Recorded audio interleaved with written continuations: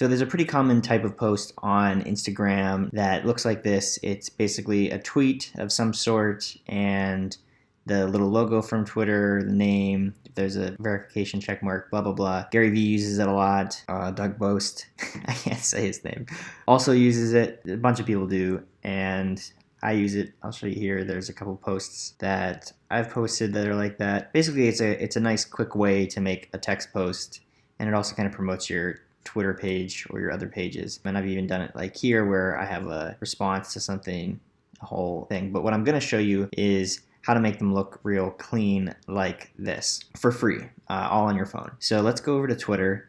And I actually just made a post that I want to turn into an Instagram post, and it's this one right here. I made it 6 minutes ago. So I'm going to screenshot and crop just to show that tweet. Okay, let's save it to the photos, and then we don't need Twitter anymore, so we're going to close out Twitter. Now what you want to do is go to an app called Canva. You can download Canva for free on the App Store. Just search Canva, just C-A-N-V-A, and right here it is for free. Basically, it allows you to do all kinds of graphic design stuff pretty simply on your phone for free. It's also a web-based thing, so you can use it on your computer, but in this case, we're just going to pop over to the Canva app and let it load. Now, if I was going to just make a square image, I would do the Instagram post right here. It kind of gives you the default sizes for a lot of these things. What I'm going to do instead is create an Instagram story, because what I found out is Instagram actually allows you to use a little bit taller than a square now within the feed. That's what we're going to do here. We're going to not use this whole space. We're going to center the thing, and that's how it will look. You'll see what I mean in a minute. So first thing first, down here on the bottom right, we're going to tap the plus button. We're going to click images, and your images that you have from your phone should come up. Most recent image here is the screenshot from my tweet. So I'll resize this so that it's biggest it can be here. It's a little, this is probably the hardest part, is lining up your tweet. I'll give it some space on the sides. And it doesn't really matter how this looks because we're gonna make the background the same as the background of the tweet here in a second. So once you get that lined up where you want it, we're gonna hit the plus sign again and scroll over here to where it says shapes and create a square.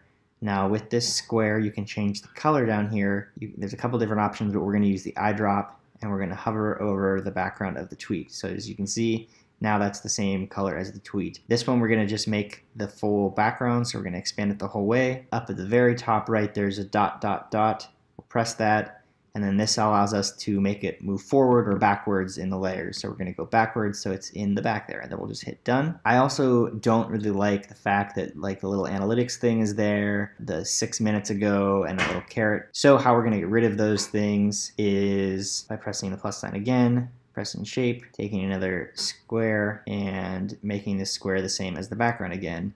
Except this time we're going to make it really small, and I'm going to drag it over that little 6 minute thing there, and then I'm going to make a copy of it. There's a little 2 squares up here at the top right. If you press that, it will copy it. We can make that tiny again. It can be really sloppy because no one will see the edges of this. So, and I actually want to move this over just a little bit to get rid of that dot, dot, dot. Okay, so we're going to hit done, and then it's as simple as right here in the top right, pressing the down, and it will save it to your camera roll. You can also press the share, and it'll allow you to, it's supposed to allow you to share it to Instagram right away, but I'm not going to do that. Sometimes I like to save it and then post it later, but we'll hop over here to Instagram, press the share button, and then as you can see, it automatically squares this up.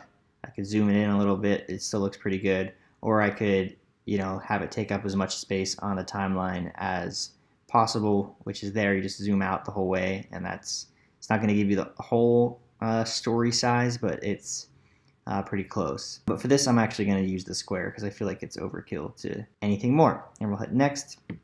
And then I like being able to throw filters on here. That color is a little nicer. The reason my background in my Twitter, yours might be white. I have mine set to like the dark theme. So there's all kinds of different, you know, I like the vignettes because it adds a little, it makes it a little more dynamic. Let's go with this one. And I'm not even going to make a caption here because I'll do that later.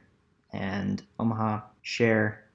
And there you go. That's that. That is how you make one of these Twitter images on Instagram. It's really simple. You can do it for free with Canva, and it's just nice to have some extra content to repost. And if you do post this, use the Gary V challenge hashtag, because he's talked about repurposing content, and this is actually where he's the one that I learned how to do that from. So tag that contest if you post something like this. Let me know in the questions down below if you have any specific questions, or if you have any other tutorial type things you'd like me to do. I do digital marketing professionally, so I know my ins and outs of Instagram, Facebook, and that stuff, and I'm always willing to share whatever I know. So feel free to ask me down in the comments and I'll try to respond, and if it's a big enough thing, I might make a video about it. Thanks again for watching.